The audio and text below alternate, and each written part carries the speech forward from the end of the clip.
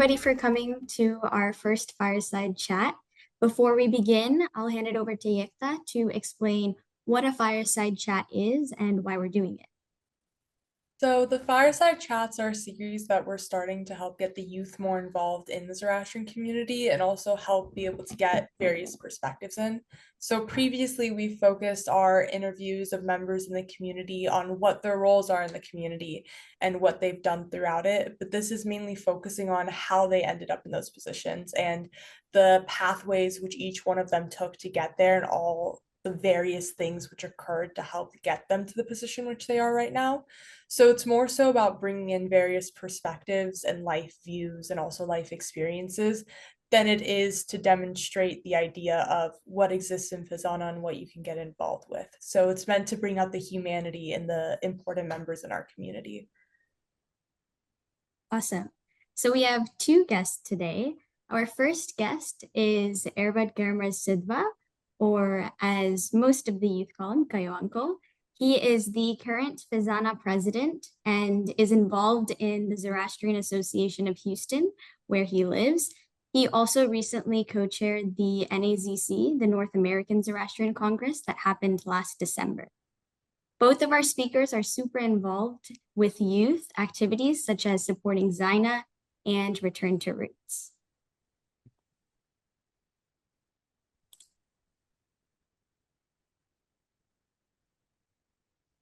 And of course, our second host, or the second person that we're going to be talking to today is Arzan Wadia. He was the former president of FEZANA most recently, and he has been a longtime leader within the Zagni community in the center of New York. We're extremely excited to talk to both of them today. And like Yekta was saying at first, this is a fireside chat.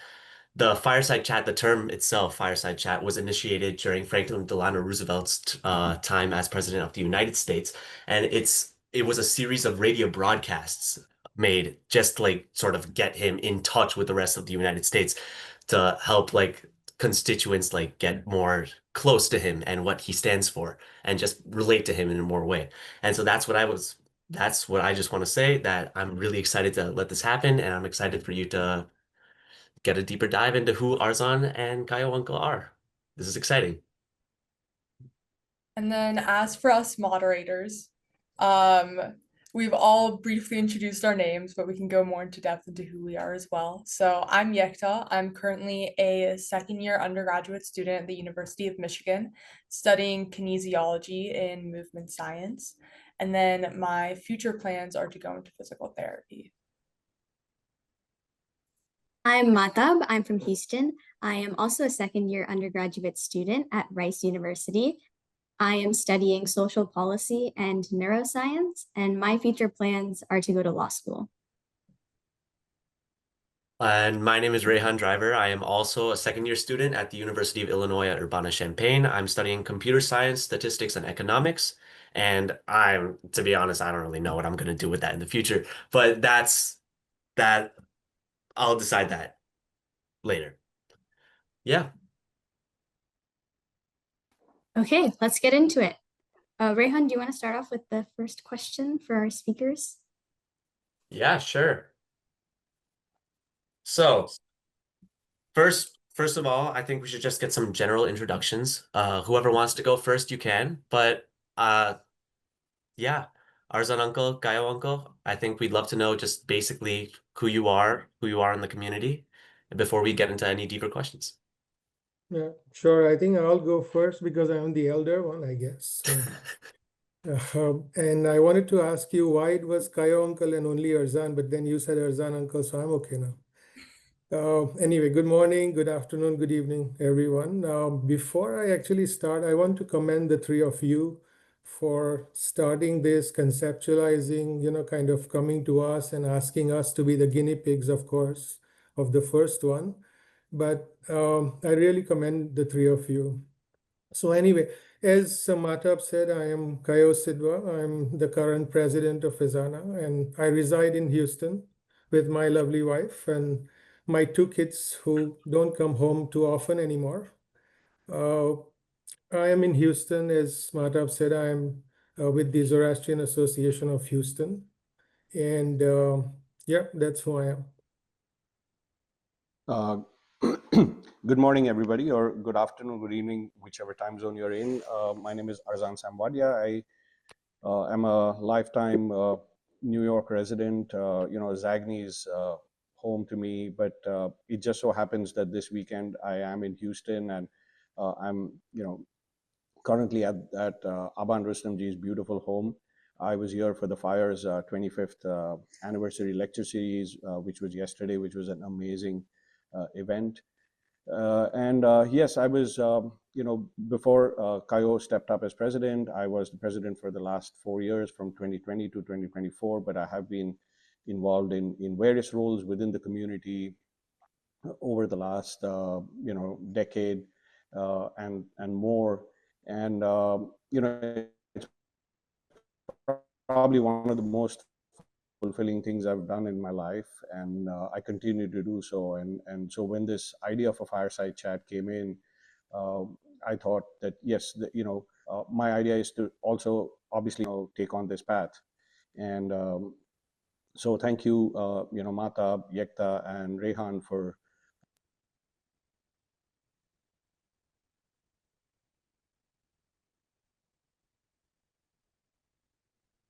Oh no, we lost audio. I was afraid it was only on my side. Yeah. Okay. Arzan uncle, can you hear us? Yeah, sorry, we cannot hear you right now. Uh-oh.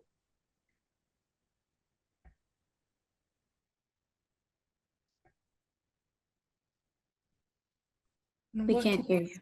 go without technical difficulties?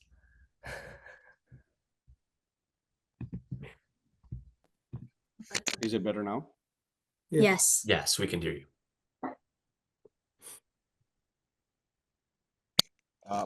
Sorry, so I won't repeat everything, but I said I thank Mahtab using this.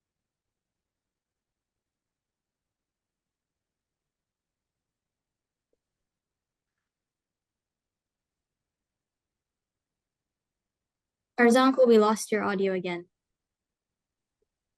We can move on to a question with Kayo uncle and see if you get the audio back in the meantime. Yeah. Well, okay. So when I was thinking about which questions to start off with, I was like, maybe we should start at sort of the beginning. So start with your childhood. So Kayo uncle, Arzan uncle, both of you grew up together. You both lived in Mumbai in very close colonies, or if not the same colony. I can't remember. But yeah, you grew up, as I recall, as very close friends. How was growing up in India as close friends? Just give us some stories. Give us some general tidbits. Should I go first? Yeah. Okay. All right. So I'm getting an echo. Somebody. Okay. I believe it's on Arzan's end. Yeah. Okay. Now, I actually grew, as I was saying, I grew up in a very traditional kind of a Parsi colony, and Arzan, Rayhan stays right opposite me. Arzan, I'm still getting an echo. So we actually, Hold on, yeah, everybody just make sure we're muted when another person is talking, and then we're good.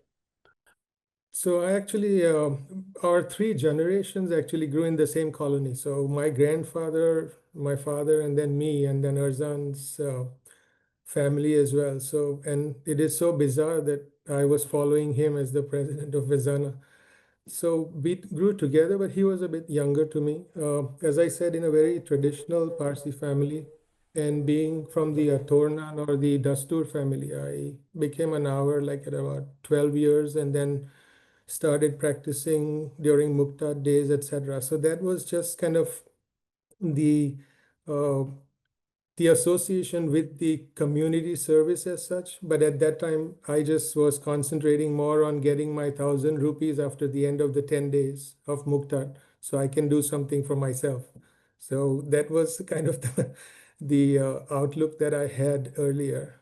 But I mean, the other things I could say about my childhood was, very, very kind of Parsi thing was, I mean, going to the Agyaris and to the Atashkares and New Nowruz, etc. And then hearing those irritating band guys coming in the morning and going for the movies in the evening. And that's how, I mean, we all grew up, and we always thought that as a Parsi family is always all are Parsis. And I mean, kind of, we didn't have many non-Zoroastrian or non-Parsi friends as such. So kind of that's how we grew up in our colonies. Is my audio okay now? Okay. So yeah, as Kayo said, we literally grew up across from each other. Kayo was much older, a few years older than me, but we had a lot of things that were kind of common. Kayo's, when Kayo moved to the U.S., his very first motorcycle became my motorcycle. Yeah. Without me knowing it, my dad had actually, bought it from him, and we and I remember, like, my very first image of Kayo that comes in mind was that he when we were growing up in our colony, he used to organize sports, and he was like, he had it all pinned down, and we were all small kids, and even then he had age groups, and then if we won, he had like these, you used to get these chocolates in India which were like gold coins, and then he would have them tied with a string, and those would be our medals, and it was, so he had it all pinned down then, and you could kind of see that all where all of that kind of organizational ability and nurtured, and then it's come to the use of the community in years since. And same, like as Kayo said, growing up in a Parsi colony, you kind of just imbibed all of this without actually having to put thought to it, so which is a little different from what it is to growing up in North America, right? And for me, I think the biggest connection to a Parsi institution, without realizing it, was basically my Boy Scout troop. And I belong to the 18th West Bombay. We are India's oldest scout group, and again, there's a small connection over there. Rayhan's grandfather was my group leader scouts, and I think he's on the call today. But I think that the scout group kind of really imbibed qualities of just being prepared for things in life, but also community, and also kind of getting together and doing things, and the idea of that how we as a group can always be much stronger and bigger than the individual. So I mean, I personally don't think that there was any one thing that kind of made me make up my mind that, okay, when I moved to America to study, this is what I'm going to do, and this is how, I think it was just a series of circumstances that all helped to then help me in my role in whatever I did later on in life with the community. Okay, thank you so much. I think there was a little bit of a volume blip where Arzan uncle was a little bit quiet, so I'm not sure what happened there, but I could hear him a little bit, but it still wasn't perfect volume. But that's fine. I just wanted to ask another sort of question. Growing up in India, you've described some of those fantastic things that happen there, but you are also sort of leaders of the Parsi community, Zoroastrian community over here. What are some of the biggest differences you see where you experienced growing up over there, and you're sort of seeing people like Mahtab, people like me and Yekta growing up over time over here? What are some of the biggest differences that you see, and how do you think that plays into how big of a role Parsiism, not Parsi, Zoroastrianism plays in our upbringing?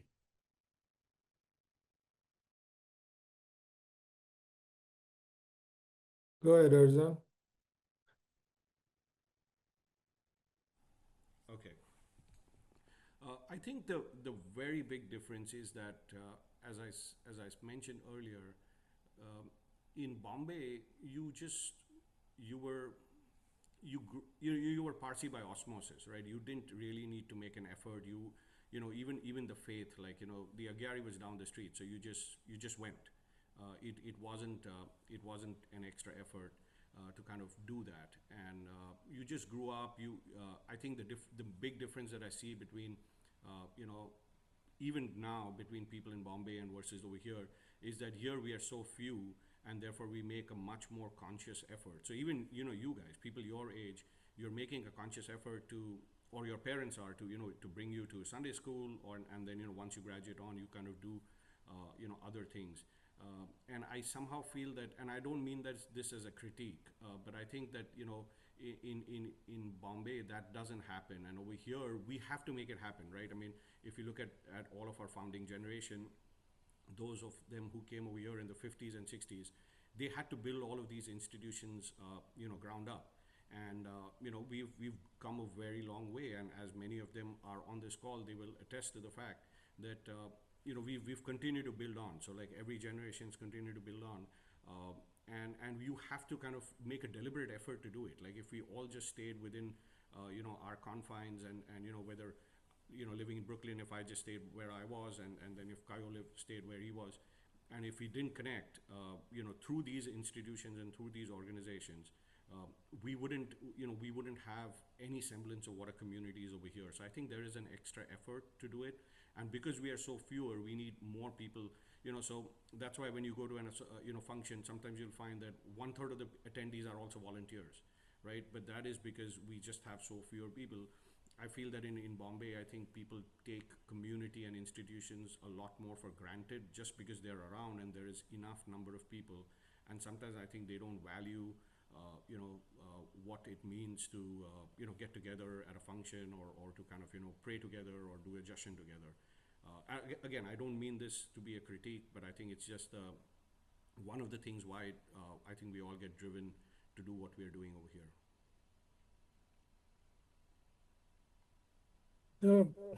Actually, for me, one of the, as Rayhan, you mentioned, what's the difference, right? So for me, one of the big differences is kind of the infrastructure, I would say, how we get people together, an existence of a center or an atashkare, etc. That actually didn't exist as much. So people were confined to, as you say, I mean, to our colonies, or we would just kind of do activities over there and not kind of come together as such. And I mean, that's where the vision of our like founders like Rohinton uncle and Dolly auntie and all, they kind of, this makes a lot more sense when you kind of try to build these kind of associations, etc. So you come so close to each other and then you kind of understand. So that's one of the big differences. And the second is, I believe the formation, or the mindset of an individual is actually it's starting to form from the age of like 7 to 12, rather than when we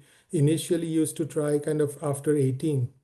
So that's one of the things that came to my mind when I actually started that Z Camp concept, as to we should get people together and we should start creating these kind of atmosphere or other environment as to how to cultivate these people. And like, see yourselves and like Mahtab and Yekta and all, and by the age of 18 and 19 and 20, you guys are doing this. We didn't even think about doing this till say 30 or 35. So those are some of the things that I think is a big difference, is to get these organized, like the infrastructure in place as to build this succession plan as such. So I think that was one of the major differences. I never thought about community service. Besides, as I said, I would go for prayers at the Muktad and then come back home. I mean, I had no sense of kind of doing things for people, making a difference in their lives, etc. So that's the biggest difference I feel. Yeah, thank you for that. So both of you guys talked about what it was like in India and what it was like in America. I want to talk a bit about what the transition itself was like. So why did you move to America? Kayo uncle, I know at some point you were in Australia. What was the process of finding a new organization or finding a new community? Kayo uncle, you mentioned the structure of a community changed when you moved from India to North America. So if both of you guys want to talk a little bit about that. Yeah, okay, I'll go first. So actually, when I landed in the US, and being a thoroughbred Parsi Mumbai colony boy, right? So I started missing everything. I didn't even speak Gujarati for about 2, 3 months, and that was too much for me. So I was invited to one of our friends' Halloween parties after about 2, 3 months, and I go there and I find the FEZANA journal there. So I looked at it and I was flipping through it and I saw the scholarship. So I said, why not? Let me apply for this, because we were always comparing Indian rupees to the dollar, right? And we initially come here. So and I applied, and that scholarship kind of was like weighed in gold for me. So that's when I started to understand as to, if people can do things for me, which is kind of changing my entire life, why not I do something for them? And we didn't have any association at that time in Florida. So I landed in Florida. So together with our good friend Dara Bunwala, he was kind of one of the deans of the FAU University, and started talking to him, because me and him were the only ones who would be were the Dasturs, so morbid. So we would be the only ones doing the jashans all the time. So I met him quite often. And we started to talk about it, and that's how the ZAF came into existence, actually.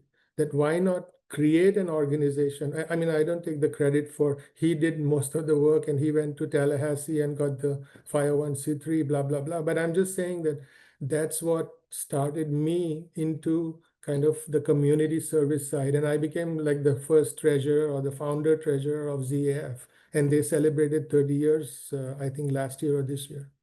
So that's how I got into the first kind of foray of the community service.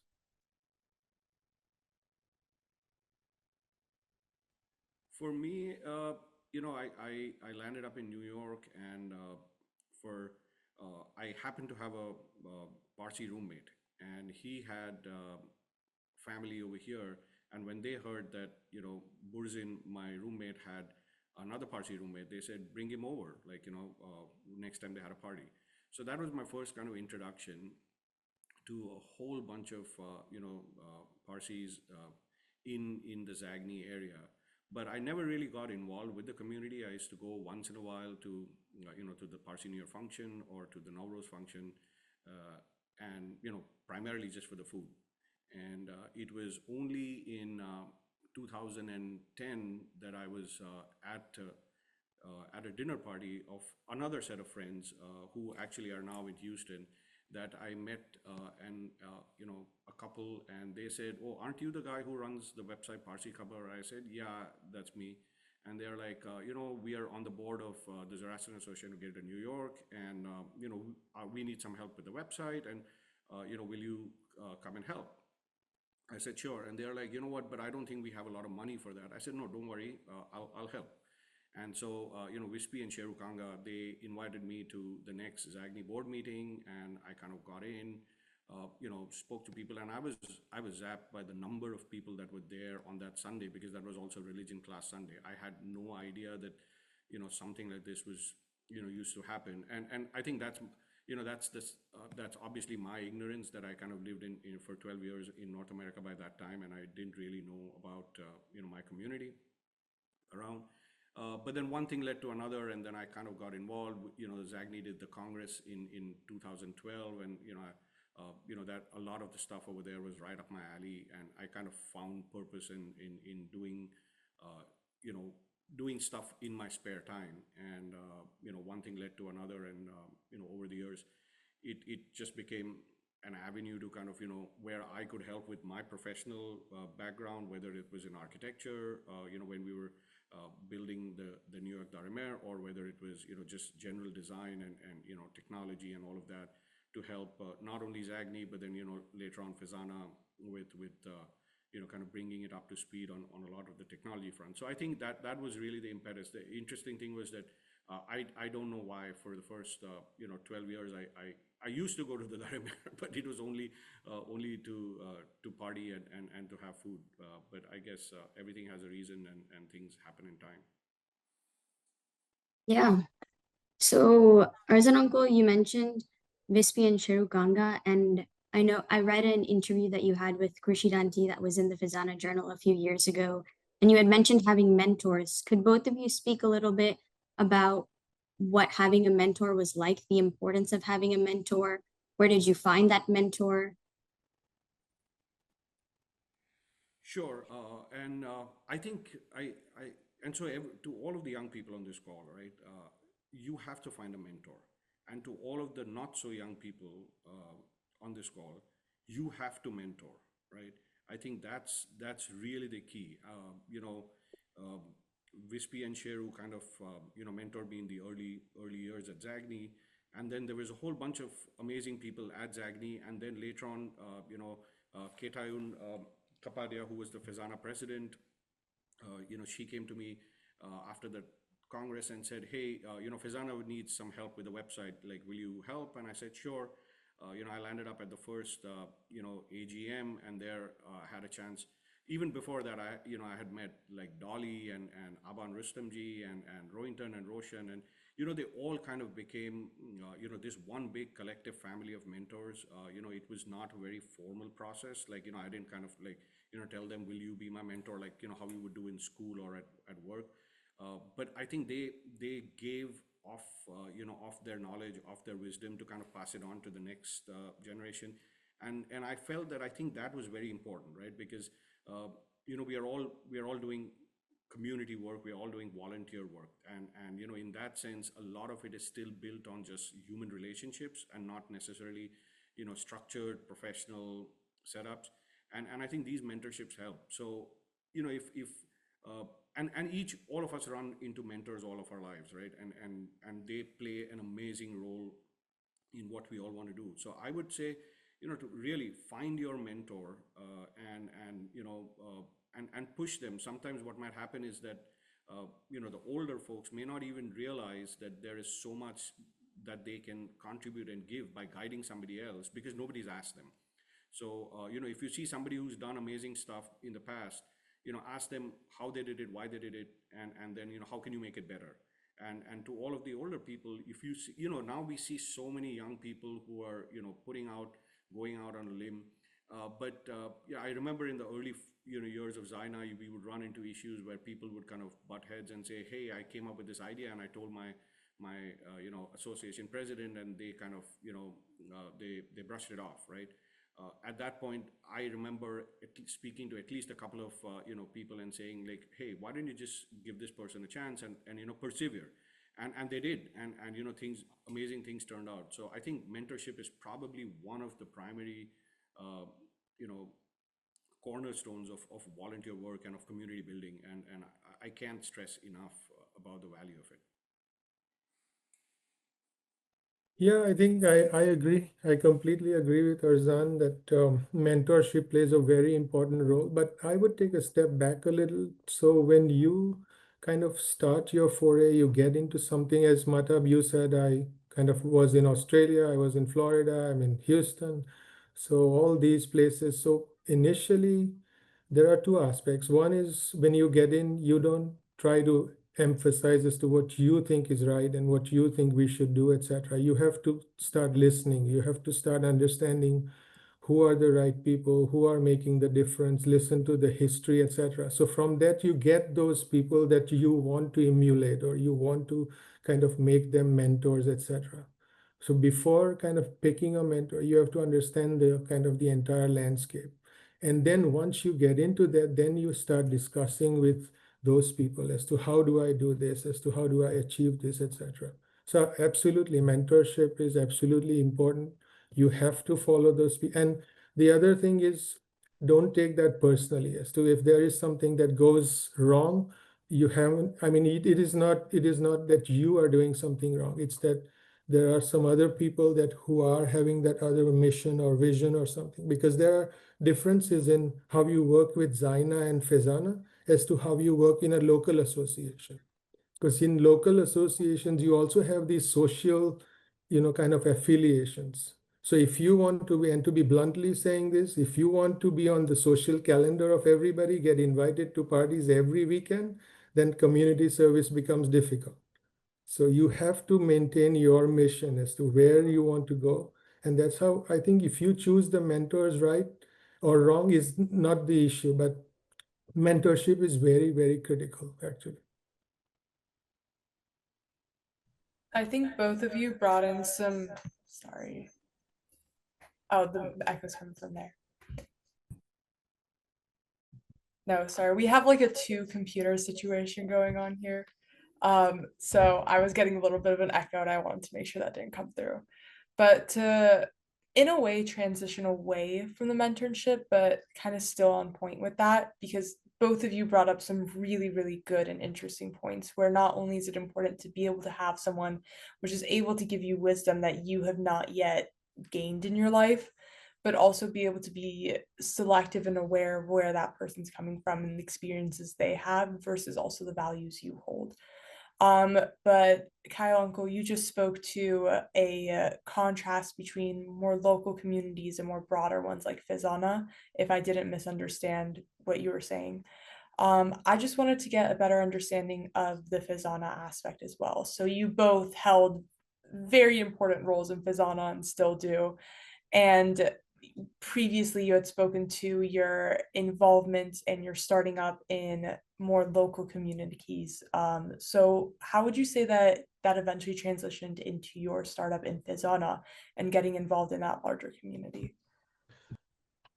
So for FEZANA, actually, two aspects. One was the committees and then one the executive committee. So in the committees, as I knew Arzan already, and I came here in Houston from Sydney actually in 2008. And Dolly Auntie was kind of she's the co-chair of the scholarship committee. So she kind of asked me, and Arzan also asked me to be on that committee. So that's how I got into the local committee aspect of FEZANA. And then it was all Arzan's fault. He asked me about the VP position, and he suckered me into that. I didn't know what I was getting into, but he is responsible for that.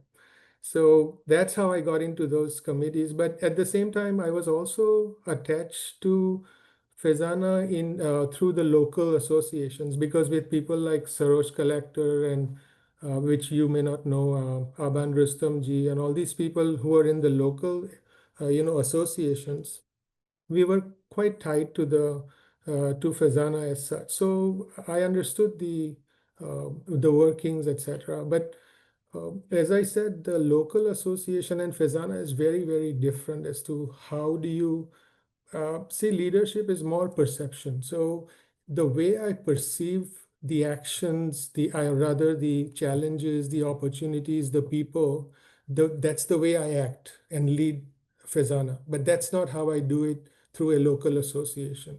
So perception is very, very important for me, how I lead the organization right now. Whereas in local communities, it's a bit different as to you have to, kind of, to be blunt, manage egos sometimes, kind of. So those are some aspects that, like our executive committee right now, like with Xerxes and Cody and all, Farzin and Rookie, we work very differently when we have to deal with our own local organizations and our own local committees. So, I mean, that's how I got into FEZANA, but it's very different. The working's very different. I don't know how Arzan feels, but I see a distinct kind of quality for leadership. I think I totally, I agree, and to kind of piggyback on some of what Kayo said. Arzan, we can't hear properly.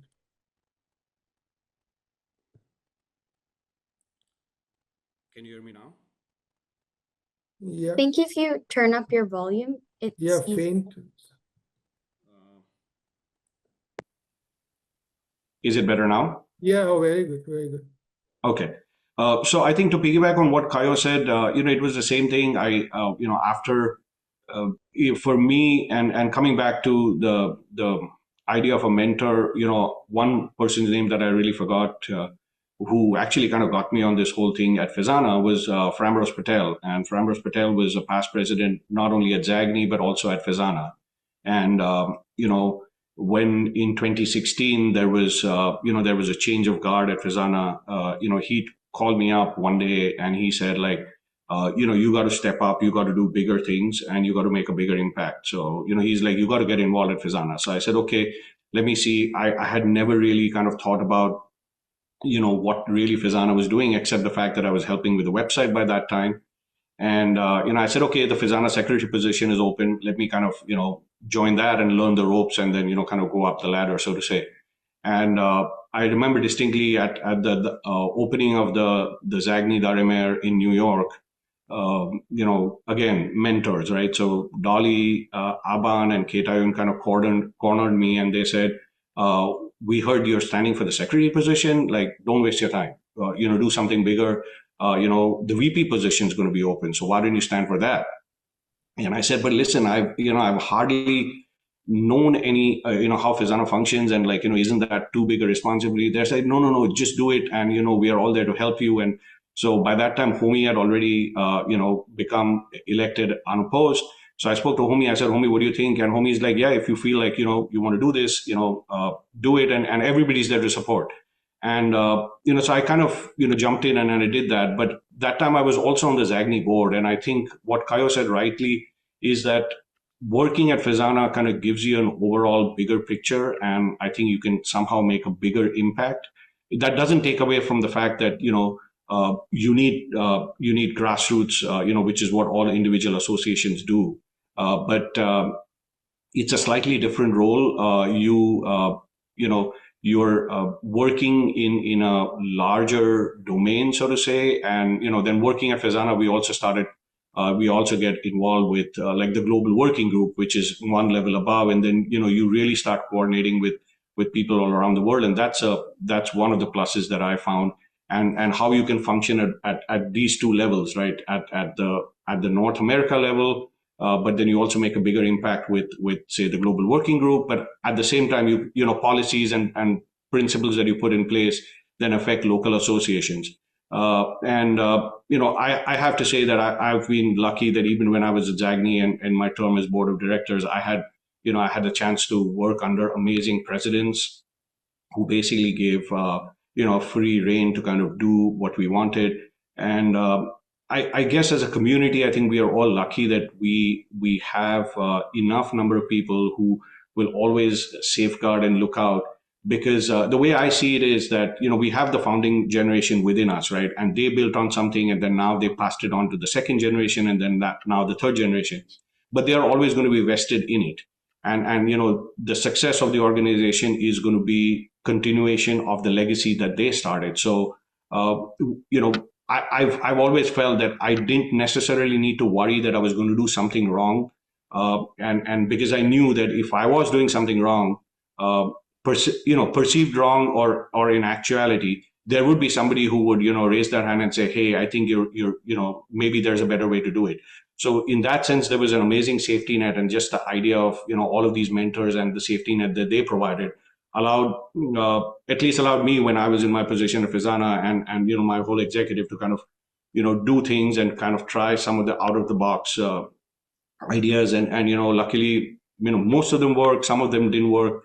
But at no given point was there this worry about like, what if I don't do it correctly, right? I mean, and to Kayo's point about me pulling him into it, my thought was that, I'd been vice president by that time for 4 years. And I'm like, okay, if I'm going to do, if I'm going to be the president for 4 years, and if I'm going to, do all of that work, I'd rather do it with people who I've known all my life, right? We grew up together as friends. We did crazy stuff, when we were kids and growing up in India. And who knew that, in the 80s, growing up, in Wadia Street in Bombay, that one fine day we'd kind of do this. So I said, if the opportunity is there, why not jump in?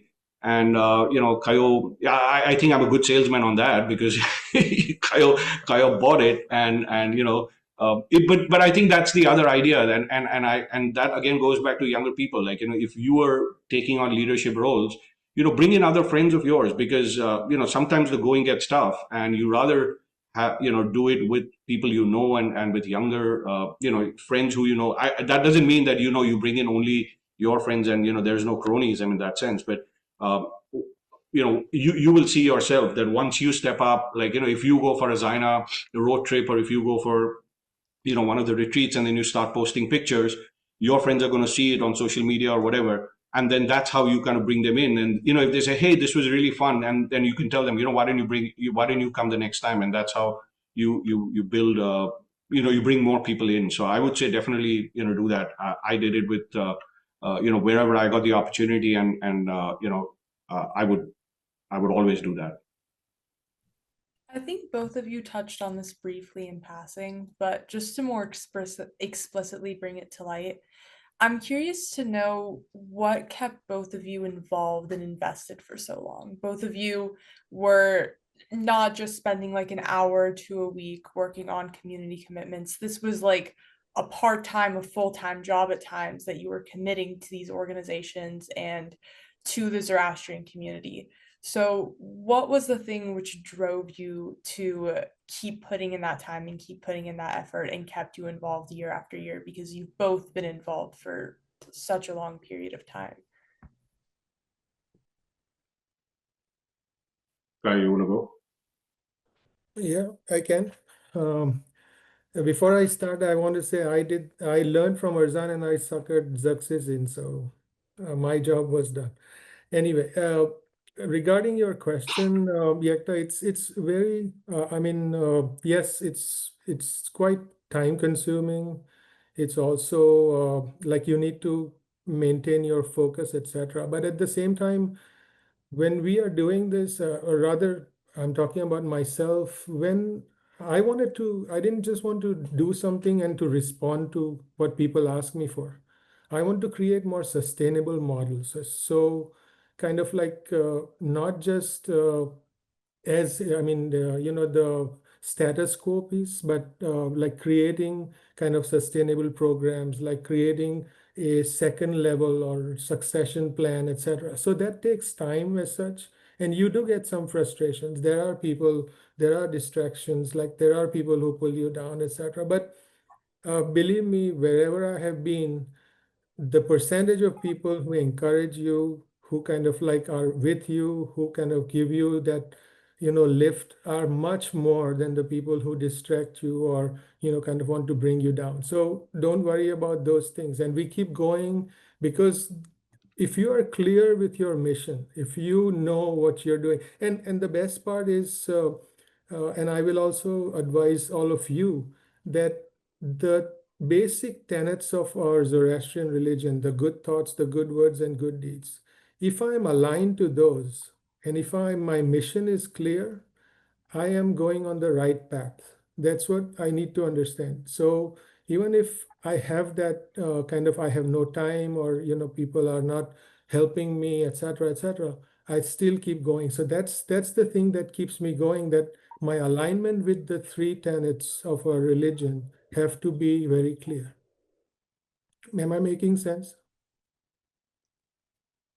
I think for me,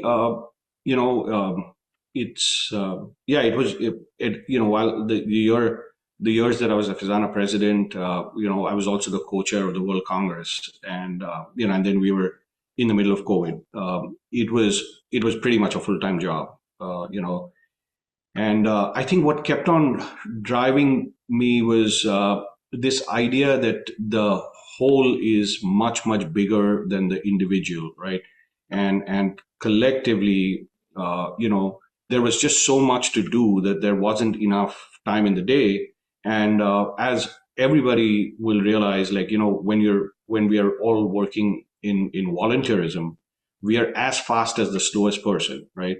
But unlike corporate life, you can't, tell people and put them on a performance review or whatever. You have to take everybody along. So I think the pace of, either, trying to go 100 miles an hour and get things done, at the same time making sure that you take everybody along, was the biggest challenge. And you don't want anybody to feel left out, and make sure that there is a place for everybody with all sorts of skill sets and just the effort that they want to work.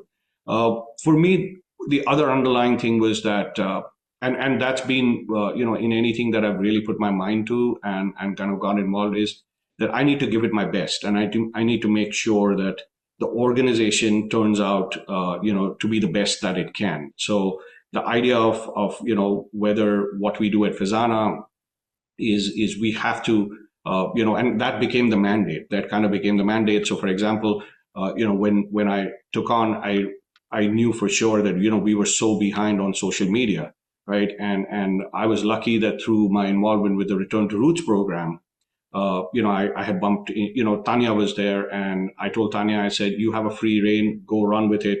And today, we are the most well-known and reliable social media account on Instagram and on Facebook, right? Same way with Zaina, right? We happened to have the World Congress, Youth Congress at that time, and we had a bunch of kids who, Cody and Parshan and Anahita, and they were all super eager to run the Congress. They just happened to be there, except that they'd never been to one, and so that was a challenge. But they pulled that off, and even at that time, the idea was that come what may, we have to put the best foot forward. We have to show FEZANA, North America in the best light. So that was really the goal. And then it was like, okay, we have to do whatever we can to pull out all the stops to make it happen.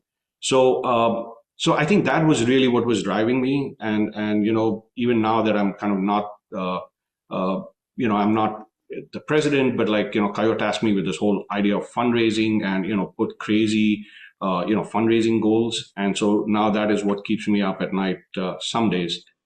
In trying to meet his expectations and because then obviously it's not his personal expectations, it's his expectations in his role as the president of the organization, and therefore it is the expectations of the organization itself. So I think that's really what keeps me going. But I have to say that to younger people, obviously I find myself and Kayo finds himself at a stage in life where we can devote this kind of time without too many sacrifices. To all three of you and to others of your age, obviously, you're starting out, and I've always said that don't worry. This is not a 100-meter dash. You don't have to keep on running at full speed all the time. There will be times when you need to take a step back. You are going to graduate school. You're starting a new job. You're starting a new family. Whatever. So it's like a marathon, right? And in a marathon, we sometimes see that runners will literally sit on the sidewalk and take a breath and have a sip of water and then start running again, right? And it's really that. So if you feel that, I was so involved in a Zaina committee, but now I have to go to grad school and I don't have the time to do it. It's all right. Like, take a step back, right? Somehow stay involved with the community, even if it is just showing up at functions or whatever. And then 2 or 3 years or 5 years, when things change, you'll find it easy to kind of come back in. And I think the community today is very welcoming in that sense, right?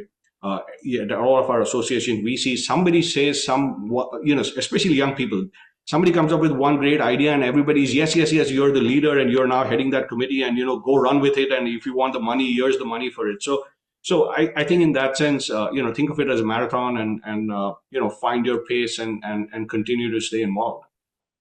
Arzan, you were bringing me to my next question that I wanted to ask.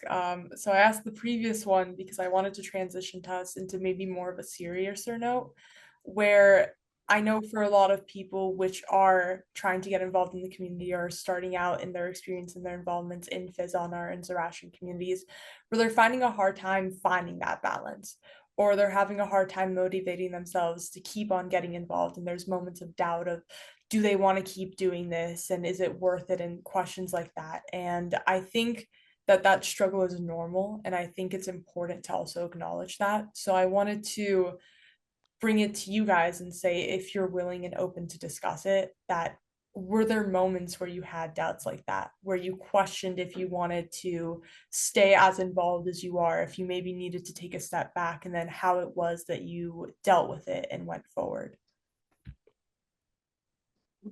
Yekta, I would reflect on, and I said this at the Congress actually in my address. If you should remember what Mahatma Gandhi said, be the change you want to see in this world. So if you want to see a change, if you want to make a difference, then you have to stay involved. There will be distractions. It's in professional life, it's in personal life, it's everywhere. But if you want to see the change, then you have to be that change maker. So I will leave it with that, and let Arzan talk as well. But I think you cannot get disheartened or distracted with, if you're, as I said earlier, if your mission is clear, I think you have to keep going. And yes, you are starting, but there is no exact or correct time to get in. You will never get that time. It'll never come. So if you think you want to make a difference, you have to get in.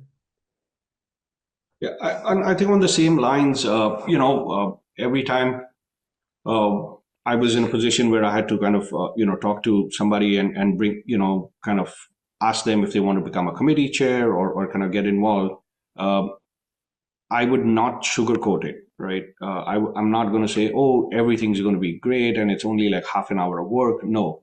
I think, we are all dealing with young and mature people, people who can kind of, think for themselves.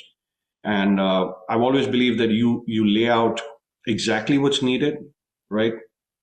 In terms of time commitment, in terms of everything else, and give a time frame. And then what I've practiced personally with myself is that once I commit to something, I'm going to see it to its end.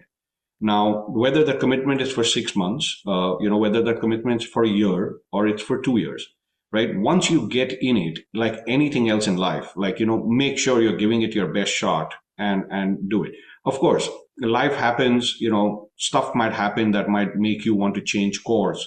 At that time, I think the community and the leadership and the leadership structure is robust enough that if you come up and say, hey guys, I knew I was going to be in this for 2 years, but something big has happened and I need to take a step back.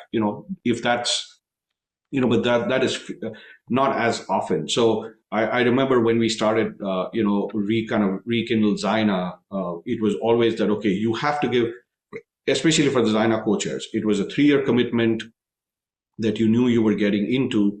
And then, there was, once you give a commitment, you got to also, fulfill it, right? I mean, that's expected. So I would say that I don't necessarily know if that answers your question, but also the simple idea, like in anything that you would do in life, right? Leave it better than what you got, correct? So whether you're heading a small subcommittee at Zaina, whether you're taking on a series like this, leave it better than what you found it. So if you're starting something, you're going to leave it in a good place. If you're continuing something, make it better and leave it better for the next person.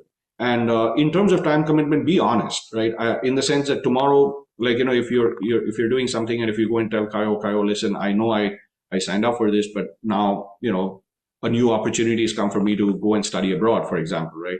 And I can't do this. I'm sure, Kayo and the executive will understand that, yes, that's normal. But at the same point, try your level best. Once, it's like any other commitment in life, right? I mean, whether it's, because at the end of the day, it's going to be fulfilling to you, right? I mean, if you did this at your job, you would get paid money for it. We hear you're doing it for the community, and there is an internal satisfaction that comes that really money can't really buy, right? So I mean, that's why we are kind of all doing this. So yeah, I mean, that I would leave it at that. Thank you both. As we wrap up the session, I do want to let the audience members know that they can send in questions in the chat and we can start asking them any questions you have that haven't been answered yet. But I want to sort of leave the session, or leave this part of the session before we get into audience Q&A, with a piece of advice you would give yourself, your younger self, maybe when you first came to America, or even before that, a bit after that, whenever you feel like you needed that piece of advice. And tell us why you think that a piece of advice is so important. Arzan, should I go first? Yeah, please. I need to think. Okay. Yeah. See, he always puts me in the firing line.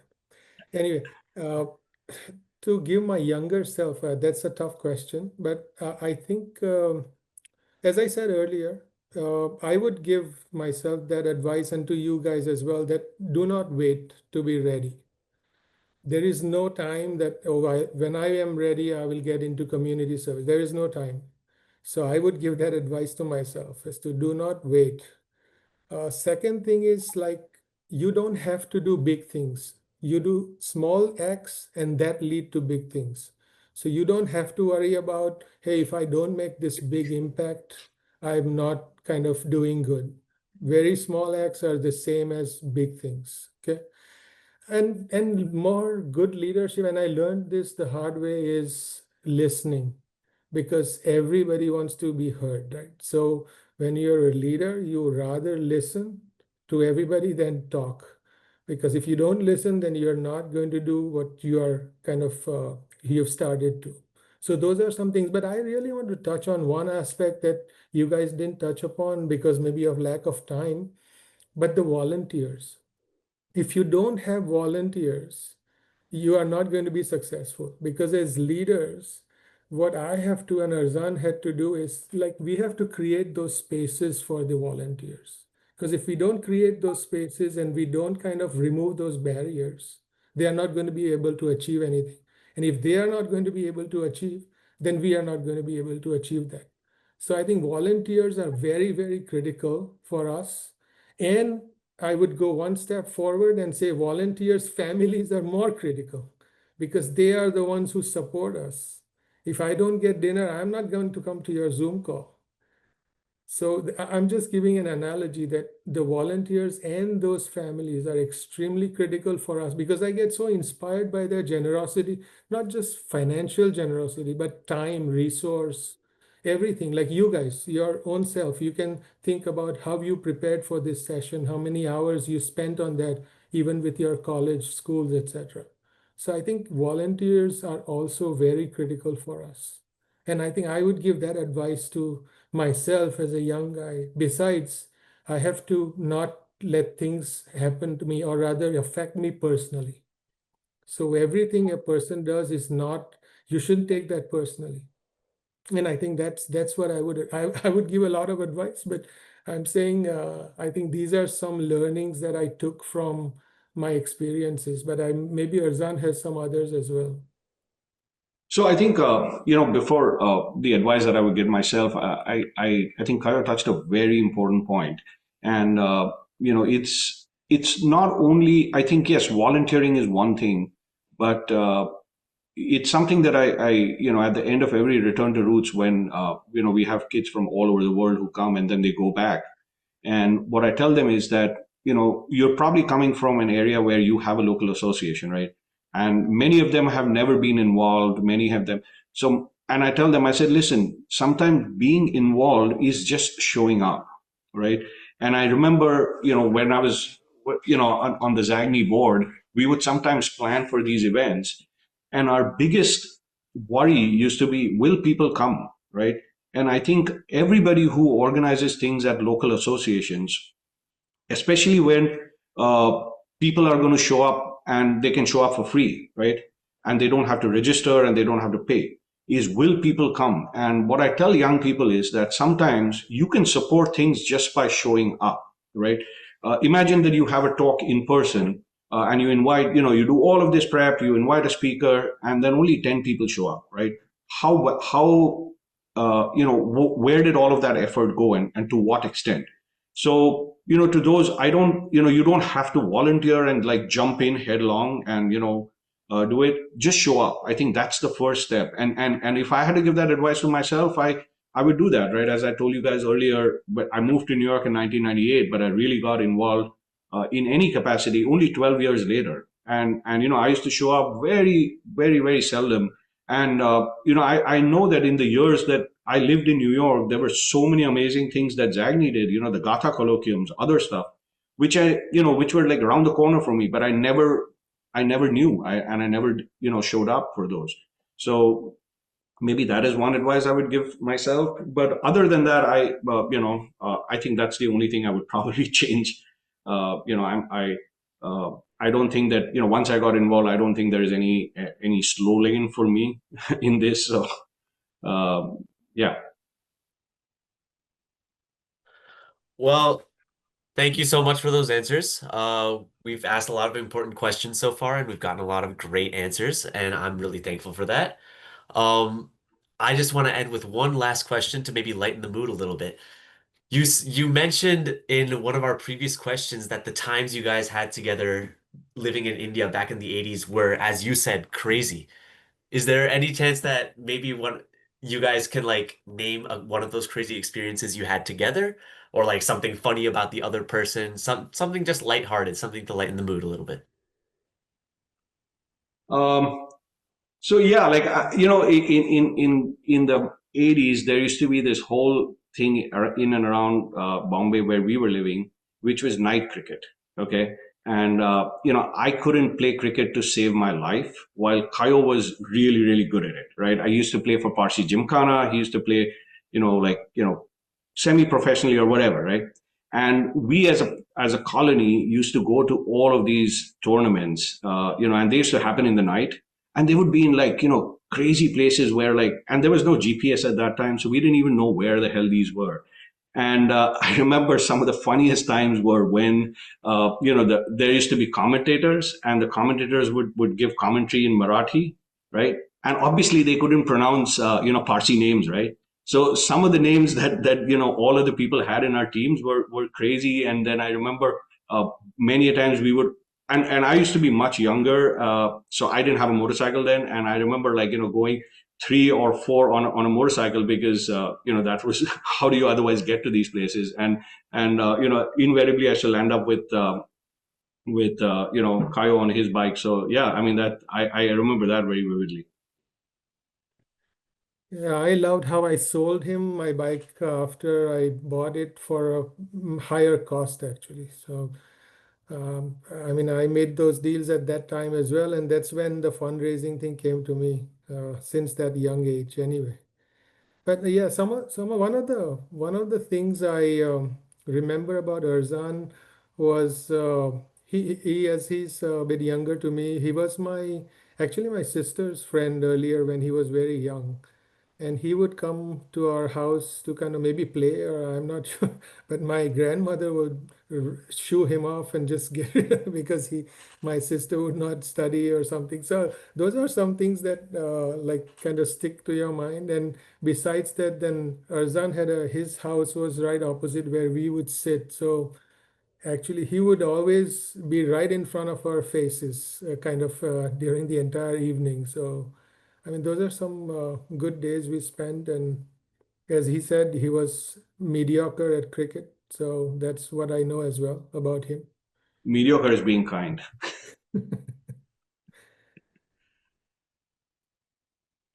Okay, so are we going to go into Q&A, or do we have time for that, or what's the next? We're almost over time, but we have one question that came in, which I think might be good to highlight. And I think that would be our ending note. So, for both of you, what is one thing that you've accomplished under your leadership that you're most proud of? And then briefly explain why. Sure. Kai, you want to talk? Yeah, I can go. So one of the things that as I just mentioned as well, that one of the things that I saw in all it was the same in all the associations, was the succession planning, and how do we encourage youth and young adults, and how do we kind of motivate them, and how do we give them the resources to do that, etc. And that's when, some of you already know the story about this Z camp coming in ZH, and Sarosh Collector told me that he was running the Sunday school, and he said that he wants to do something for the kids which is outside the Sunday school. Like the kids don't always want to hear about Zoroastrianism and the Hamesha Spentas and blah blah blah and kind of. So I want to do something outside, and that's when this idea came to me as to there are a lot of other things that the youth and young adults need, or kind of they need to be empowered with, besides this kind of the Zoroastrianism, you know. Education as such, a religion education, etc. So that's how I developed this concept along with other volunteers and like one of my good friends, Aderbad from ZAH, and other people as well from ZAH. And we developed this concept as to how do we kind of motivate the people and how do we make them into future leaders. And I don't want to take the full credit, but I think I can take some credit that Mahtab is the local person that I see. She was like about 6 years, I'm not sure, 7 years when we started in 2013, but I'm giving away your age, Mahtab. But she was the first one who was made the captain of the team at 6 or 7 years, or I'm not sure what year. And she came and asked the judges, and she talked in Gujarati. So that's when we realized this was a firecracker that's coming up in our community. So those are some things that I'm very proud of that we kind of started to establish. And as I truly believe that people at the age of 6 to 10 or 11 are the real folks who we need to tap into and kind of get their mindset going, because at the age of 18 and 20, we cannot change any mindset. So I think that's where we realized that this is a great program for us. And then after like 6 years in 2019 or something, when all, including my kids, when they were growing up, they actually were very reluctant of coming into these Z camps, like because we were doing the same thing over and over and over again, and they were kind of getting a bit bored. So I turned it around and made them now conduct the Z camp. So they loved that piece of, the leadership and kind of bossing around young people as well, I would say.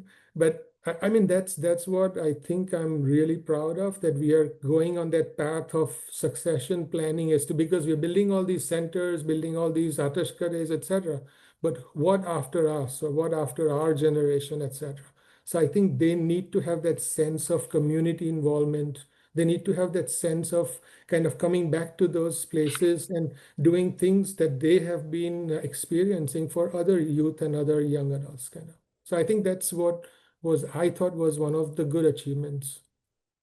And it's not over yet, but I think it's the right path.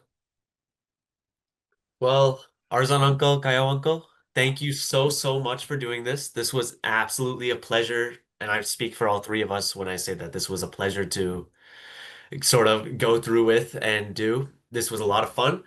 And like I said, like we said earlier in the beginning, this was the first of many upcoming fireside chats where we talk, where the people of the younger generation talk with some important members of our community and just try to get to know them on a deeper level. And I think we really did accomplish that today.